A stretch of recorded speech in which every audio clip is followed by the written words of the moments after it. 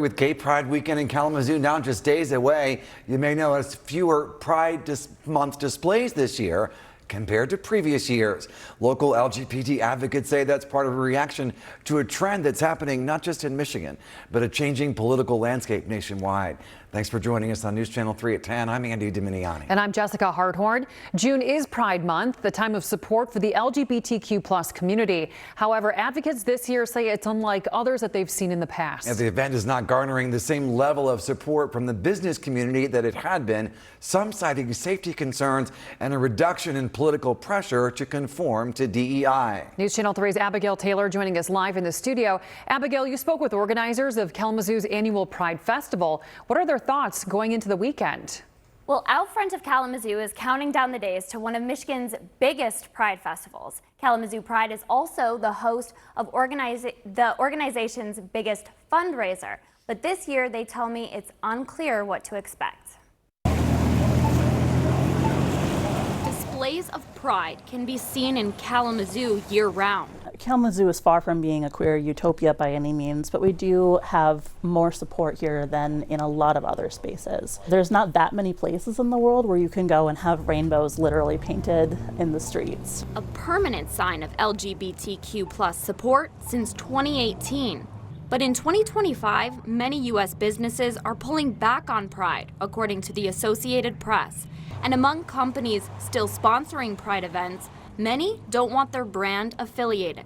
But what we are seeing is more concerns about safety and security, being tagged in social media posts about being mentioned kind of beyond Pride. So they're comfortable with their advertising within Pride itself, but they don't really want their name to trickle out past the event itself. Heather Sanford is the communications and advocacy manager of Kalamazoo's Outfront Center. She says that giving resources to LGBTQ+ people in need is becoming increasingly difficult between the economy and cuts to DEI programs. We are seeing that impact. It's harder for our organization to sustain itself. We're seeing that on a very fiscal level, that donations are drying up. Sanford says the critical resources Outfront offers, like emergency housing, could be at risk, partially depending on the outcome of Outfront's biggest yearly fundraiser. Kalamazoo Pride event organizers tell me that year after year, record-breaking amounts of people come out to Arcadia Creek Festival Place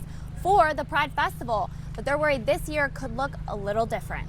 Past years surpassing 26,000 attendees, Sanford says they expect a similar turnout of people this year, but what they don't expect to add up to years past, the amount of money raised. We have a pay what you can option explicitly listed in the ticket purchasing portal for many valid reasons. Ticket sales are down. We're hearing from a lot more folks that they can't pay the full ticket price. Regardless, Sanford says Pride is about welcoming everyone. This is the visibility and community we have now that we couldn't have before. And that deserves to be celebrated, especially when it's under attack, because it reminds us how important it is to fight for it. Sanford told me as far as the sponsors pulling back on advertising, she feels for the position that they're in, particularly the individuals who she believes are caught in the middle of complicated politics. Live in the studio, Abigail Taylor, News Channel 3. All right,